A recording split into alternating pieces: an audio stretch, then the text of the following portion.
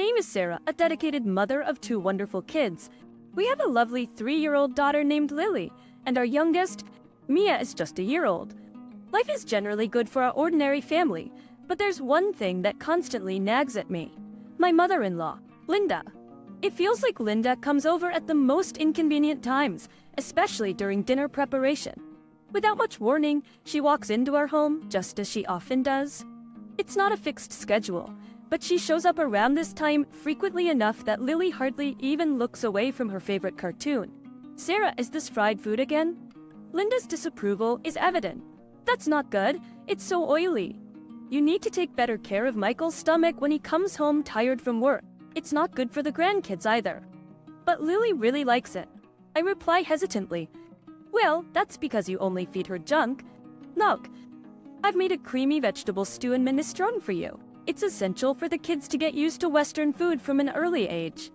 Linda starts setting the table with the large containers of creamy stew and minestrone she brought.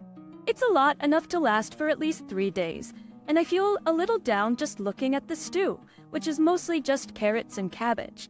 Come on, stop daydreaming. I'll take the food you made home with me, so go ahead and pack it up. It's not tasty, but we can't waste food. This is routine. Last time she visited unexpectedly. She replaced my clam chowder with her own fried chicken. Holding the still warm container, she left without even looking at her grandchildren. Once the front door closed, Lily turned to me softly. Grandma took my fried chicken again. My heart ached seeing my daughter's sad face. Don't worry, there's a little bit of meat left. Just wait a moment. They will. As I heat up the oil again. I feel relieved to seeing Lily's joyful reaction to my words. However, my inner dissatisfaction remains. Linda has been overly intrusive since my marriage, but it's gotten worse over the last year. Every week, she shows up unannounced during dinner prep time. Initially, she would just criticize my cooking and parenting, then leave her creams due on the counter. But for the past 6 months, she started taking my food home with her, effectively ruining our meal. I can't imagine Linda, who lives alone since my father-in-law passed away, eating all 3 servings. She's probably throwing it away. As I prepare baby food and distract the kids, I manage to cook. It's tough, but seeing my family's happy faces keeps me going. Yet my fried chicken, braised pork, maple tofu, and hamburgers, all of it gets taken away. I grew up in a family that ran a restaurant, and my dad taught me how to cook. So, I'm confident in my culinary skills. And yes, I think my food tastes better than Linda's overly sweet creams do. It irks me to have my skills negated by her, but with Lily and Maya in the picture, I've been struggling to stand up to Linda, their grandma. What creams do? Michael, who comes home after the kids have gone to sleep, makes a face when he sees dinner. Is he? Since only Lily's share of fried chicken was left, I served Michael a large platter of the cream stew. What can I do? It's what Linda brings over. If you don't like it, you tell her. She shows up without considering Maya's nap time and even takes away Lily's favorite foods right in front of her. Well, she's lonely since Dad died. That was 2 years ago. How much longer do I have to put up with this? Michael is usually reliable, but he avoids confrontation when Linda is involved. Another pointless conversation goes by, and I let out a deep sigh. The only silver lining is that she hasn't suggested moving in. One day, tired of the same old routine, Linda says something different when she drops by during dinner. As usual, Sarah, this Christmas everyone's gathering at our place. What? I exclaim in surprise. After Michael's father passed away last year, we couldn't really do anything, right? We've been relying on relatives from his side since the funeral, so I'm inviting them to our home as a way of saying thank you. I try to hide my reluctance, but it's challenging. Linda has always been in the habit of hosting family gatherings at her brother-in-law's or her own childhood home for Christmas and family reunions. Hosting it at her place is a significant change. Sounds exhausting.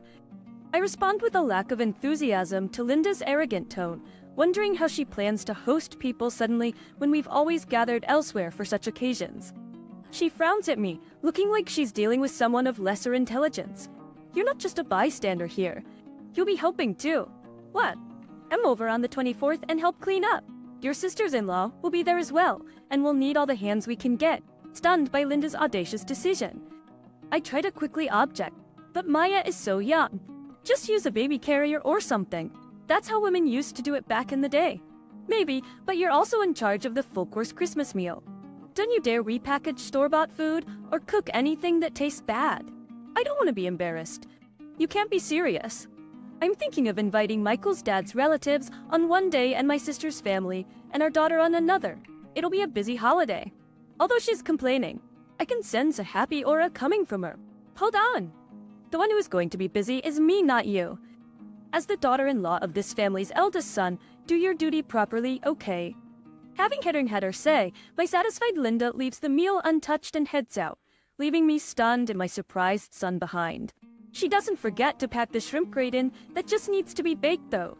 That night, when I tell Michael about it, he's as bewildered as I am. What? She's planning a party for Christmas, even inviting Dad's side of the family when he's not here? Yes, that's the plan. Will maybe Mom's lonely? I finally lose my temper at Michael's predictable response. Think about what it's like for me, always being pushed around. Seeing Michael's face turn to an unmistakable "hello," he goes silent, but even he realizes that this time it's too much and lets out a resigned sigh. All right, I'll handle the cleaning and entertaining the relatives. Really, I'm glad to hear Michael's proposal. It gives me some direction. But can you still cook the full-course Christmas meal? Just for this year, let's keep Mom's reputation intact. Plus, everyone in the family loves your cooking. As he pleads, Michael is staring at the meatloaf Linda left for us. I mean, it's hard to say no after making a concession. Fine, just for this year. Thanks, man. I can't wait for Sarah's Christmas feast. Geez, you're in high spirits, aren't you? Being praised isn't so bad, and I don't mind cooking for people. So, I brace myself that it's just for this time and agree to prepare a full-course Christmas meal. When I tell Linda that Michael will stay over to help with cleaning, she makes a displeased face and says, "How could you let the man of the house do such things?" But he insisted, and I don't mind. She seemed reasonably satisfied seeing Michael bustling around at her parents' home for my sake. As the days passed, I found myself caught in the whirlwind of preparations for Linda's grand Christmas gathering. The pressure was building, and I couldn't help but feel overwhelmed. Linda's constant suggestions and instructions about the menu were driving me crazy. Sarah, don't forget the creamed spinach, and make sure to prepare a fancy salad. Oh, and we can't have Christmas without a traditional roast, can we? I nodded, feeling like I was slowly losing control over the holiday meal I had reluctantly agreed to prepare. It was supposed to be a collaborative effort with Linda, but it felt more like she was taking over everything. Michael tried to mediate between us, but it was challenging. He wanted to keep the peace and make everyone happy, but I could see the tension building in him as well. Our relationship was strained, and it seemed like Linda's presence was taking a toll on our marriage. One evening, after a particularly exhausting day of shopping for ingredients and decorations, Michael and I sat down to talk. "Sarah, I know this is tough, but please try to understand Mom's perspective. She's been through a lot since Dad passed away, and she's trying to hold on to some sense of normalcy." I sighed, feeling torn between my frustration and sympathy for Linda. I get that, Michael, but it feels like she's taking over everything. I agreed to cook the Christmas meal, but now it seems like she's planning the entire event without me. Michael looked conflicted, torn between supporting me and not wanting to upset his mother. I'll talk to her again, try to find a middle ground. But please, just for this Christmas, can you go along with her plans? It would mean a lot to her. I reluctantly agreed, hoping that this compromise would ease the tension in our family. As the days passed, I continued to prepare dishes for the feast, trying to balance Linda's demands with my own culinary preferences. It was a challenging task, but I was determined to make this Christmas special for everyone. However, the closer the holiday approached, the more I felt the weight of the expectations and the mounting pressure. I couldn't help but wonder if I had made a mistake by agreeing to this in the first place. As Christmas Eve drew nearer, the stress of preparing for Linda's grand gathering began to take its toll on me. The pressure to meet her expectations weighed heavily on my shoulders. I spent countless hours in the kitchen, meticulously preparing each dish from scratch. The creamy spinach, fancy salad, traditional roast, and all the other items on Linda's extensive menu were lovingly cooked and garnished. Michael had tried his best to help, but he was also caught in the crossfire between his mother's demands and my desire for a peaceful holiday. The tension in our home was palpable. Even Lily and Maya seemed to sense the unease, their usual cheerful spirits somewhat dampened by the atmosphere. I knew I had to keep it together for their sake, but it was becoming increasingly challenging. But on Christmas Eve morning, Linda arrived early, ready to supervise every detail of the preparations. She watched my every move as I put the finishing touches on the dishes. Her critical eye never left me, and I felt like I was being judged at every turn. As the hours passed, the house filled with the mouth-watering aroma of the Christmas feast. The table was set with care, adorned with festive decorations and flickering candles. Guests began to arrive, and the house buzzed with the excitement of the holiday. Despite my exhaustion and the mounting stress, I couldn't help but feel a sense of accomplishment as I looked at the beautifully presented dishes. This was my chance to prove myself, to show Linda that I could handle the responsibility she had entrusted me with. As the meal began, the first few bites were met with polite compliments from the guests. Linda's face lit up with satisfaction as she received praise for her meticulously planned Christmas gathering. I kept a watchful eye on Michael, who was doing his best to mediate between his mother and me. But as the meal progressed, something unexpected happened. Sophia, Linda's sister, began to compliment the dishes one by one, praising their flavors and presentation. She seemed genuinely impressed by the food. Sophia's words caught the attention of the other guests, and soon the entire table was filled with compliments and appreciation for the meal. Linda's smile faltered as she realized that the credit for the delicious food was being showered on me, not her. I watched as Linda's face turned from satisfaction to frustration. She had been so focused on maintaining her reputation as the perfect host that she hadn't noticed the genuine joy and gratitude from the guests. It was a bittersweet moment for me as I had finally earned the recognition I craved, but it had come at the cost of Linda's disappointment. As the evening continued, the tension in the room grew, and it was clear that Linda was no longer enjoying the gathering. Michael tried to defuse the situation, but the damage had been done. In the end, I couldn't help but feel a sense of relief. I had proven myself as a capable cook and had earned the respect of Linda's relatives. It was a small victory, but it meant the world to me. As the guests departed, I couldn't help but wonder what the future held for our family. The holiday had brought both joy and conflict, and it was clear that our relationship with Linda would never be the same. The days following the Christmas gathering were filled with the palpable tension in our household. Linda had been noticeably distant, and our interactions were strained. It was clear that she was still upset about the events of that evening. Michael, caught in the middle of the conflict between his mother and me, tried his best to mediate. He urged Linda to talk to me and address her feelings, but she remained stubbornly silent. One evening, after Linda had left our home, Michael and I sat down to discuss the situation. It had become increasingly clear the rift between Linda and me needed to be resolved. "Sarah, I think it's time for a conversation with Mom," Michael said, his voice filled with concern.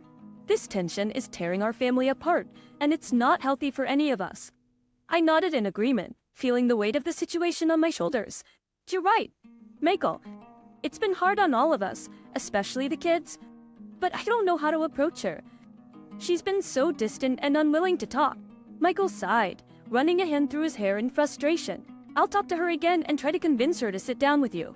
Maybe if I'm there as well, we can have an open and honest conversation." I appreciated Michael's willingness to help, and we made plans to confront Linda together. It was clear that something needed to change for the sake of our family's well-being. A few days later, we gathered in Linda's living room, the atmosphere heavy with tension. Linda looked uncomfortable, but she agreed to the meeting. Michael took the lead, addressing Linda gently but firmly. "Mom, we can't continue like this. The tension between you and Sarah is affecting all of us, especially the kids. We need to find a way to resolve our differences and move forward as a family." Linda remained silent for a moment, her gaze fixed on the floor. Finally, she spoke, her voice filled with a mixture of frustration and sadness. "I just wanted everything to be perfect for Christmas. I didn't mean to overshadow Sarah's efforts or make her feel like she wasn't appreciated." I took a deep breath, choosing my words carefully. "Exagrized. I understand that you wanted the best for the family, but it became overwhelming for me. I felt like my efforts were being dismissed, and it created a lot of stress. I just wanted to contribute to the holiday in my way." And tears welled up in Linda's eyes as she looked at me. "I didn't realize how much I was hurting you. I'm so sorry." "Sarah," we continued to talk, addressing our feelings and concerns openly and honestly. It was a difficult conversation, but it was also cathartic. Linda admitted that she had been struggling with her grief and had been trying to hold on to traditions to feel close to her late husband. In the end, we reached an understanding. We agreed to communicate better and find a way to celebrate holidays and family gatherings that honored both our traditions and contributions. It was a step toward healing the rift in our family. As the days passed, Linda and I gradually began to rebuild our relationship. It wasn't easy, but we both recognized the importance of family and the need to support each other. Our family gatherings became more harmonious, and the tension that had once hung in the air began to dissipate. Looking back, I realized that the Christmas gathering had been a turning point for our family. It had forced us to confront our issues and work towards a resolution. Though there were still challenges ahead, I knew that with open communication and a commitment to understanding each other, we could overcome anything that came our way. With the tensions of the Christmas gathering finally resolved, our family embarked on a new chapter of our lives. It was a period of healing, growth, and understanding as we learned to appreciate each other's strengths and differences. Linda and I, once at odds, found a way to coexist peacefully. We learned to compromise and work together to create memorable family gatherings that celebrated both our traditions. It was a slow process, but the effort we put into our relationship was worth it for the sake of our family. Michael, as the bridge between his mother and me, played a crucial role in maintaining the newfound harmony in our household. He continued to support and mediate, ensuring that both Linda and I felt heard and valued. As children, Lily and Maya thrived in the improved atmosphere at home. Their laughter and innocence reminded us of the importance of family unity. As the months passed, our family traditions evolved. We began to create new holiday rituals that incorporated elements from both Linda's and my backgrounds. Our gatherings became a blend of flavors, customs, and celebrations that reflected our unique family dynamic. I continued to cook for our family, but now it was a collaborative effort. Linda and I would plan the menu together, each contributing our favorite dishes. It became a bonding experience that allowed us to connect on a deeper level. Our Christmas gatherings were no longer a source of tension, but a time of joy and togetherness. We focused on what truly mattered, the love and support we had for one another. The holiday season was a reminder of the strength of our family bonds. Looking back, I couldn't help but feel grateful for the challenges we had faced. They had forced us to confront our differences and work towards a better understanding of each other. Our family had emerged from the ordeal stronger and more united than ever. As the years went by, our family continued to grow and change. Lily and Maya were joined by a new sibling, a little brother named Max. Our household was filled with the laughter and chaos of raising 3 children, and our family traditions continued to evolve. Through it all, Linda, Michael, and I remained a united front, dedicated to providing our children with a loving and supportive environment. We'd learned that family was not about perfection, but about embracing each other's imperfections and finding strength in our differences. And so our family journey continued, filled with love, laughter, and the promise of a brighter future. We had weathered the storms of the past and emerged stronger than ever, ready to face whatever challenges lay ahead.